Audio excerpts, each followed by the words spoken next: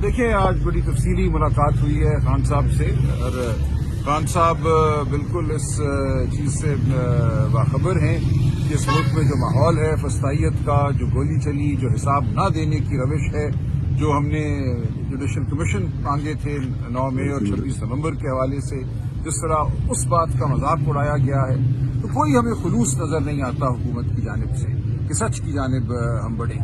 हम बताएं पाकिस्तान की आवाम को कि उस दिन क्या हुआ, क्यों हजारों लोगों को चंद घंटों में गिरफ्तार किया गया 9 मई के बाद, कहाँ गए सारे CCTV कैमरे, क्यों फुटेज खत्म हो गई सिवाय चंद मिनटों के। तो ये तमाम बातें हैं। 26 नवंबर को कहते हैं गोली चली नहीं, हमारे पास शोहदा हैं, हमारे पास जख्मियों की तस्वीर हैं, उनके मेडिकल रिकॉर्ड हैं, तो ये कहते हैं हम गोली के चलने को मानते ही नहीं। तो खान साहब ने कहा है कि ये जो एक हुकूमत का जो एक तर्ज अमल है, किसी सूरत ये इस बात की निशानदेही नहीं करता कि वो कोई चाहते हैं कि सच की तरफ बढ़ा जाए। तो हम हक पे खड़े रहेंगे, उसूल पे खड़े रहेंगे। इलेक्शन लूटा गया, उस इलेक्शन की लूट को दबाने के लिए तमाम जुल्म इस मुल्क में इस वक्त जारी है।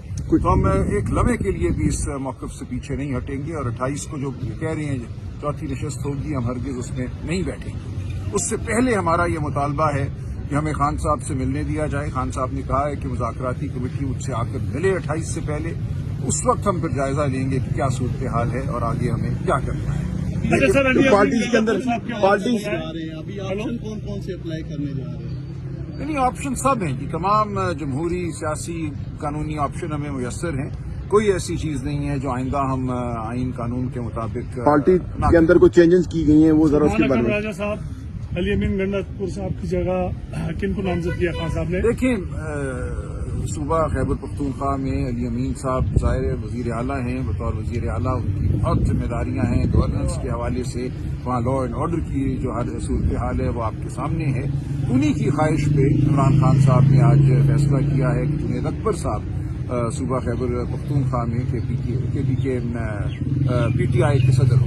बानी पीटीआई और इमरान खान के हवाले से ये बताया जाए, उनके तर्जमान का इशू चल रहा है, जरा ये क्लियर कर दें कि तर्जमानी कौन करेगा। मिशाल कहती है मैं करूंगी और मुसरत कहती है मैं करूंगी, जरा ये थोड़ा सा क्लियर करते हैं आज।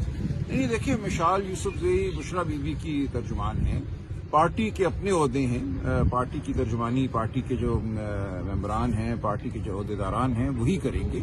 मिशाल बुशरा बीबी की हद तक तर्जुमान हैं और उनको जो इसमें मुकदमे हैं रावलपिंडी इस्लामाबाद में, उनके हवाले से कोऑर्डिनेशन की जिम्मेदारी शेर अफजल मरवत को क्या दिया? शेर अफजल मरवत आलिया हमजा साहिबा को क्या जिम्मेदारियां दी जा रही है? जी, आलिया हमजा बहुत हमारी मुतहर्रिक कारकुन हैं और खान साहब बिल्कुल ये चाहते हैं कि उनको एक बड़ा रोल दिया जाए। इसके लिए हम बैठेंगे।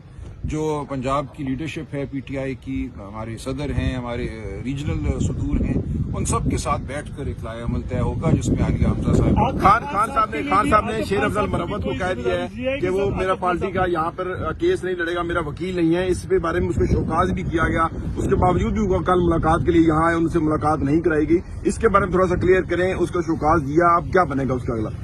देखिए, मेरा इस मामले से बराह रास्त ताल्लुक नहीं है। शोकॉज जब दिया जाता है तो उसका जवाब लेकर कोई फैसला किया जाता है, ये पार्टी करेगी। सर, आतिफ खान साहब के हवाले से देखिए, आतिफ खान साहब के हवाले से कोई जिक्र नहीं हुआ, वो वहाँ मौजूद थे। जुनेद अकबर साहब के हवाले से जरूर बात हुई है, लेकिन आतिफ खान साहब बतौर MNA अपनी जिम्मेदारियां अदा करते हैं। सलमान राजा साहब, ये बताइएगा कि KPK में वज़ीर आला की भी तब्दीली की बातें जो है वो PTI के अंदर चल रही है।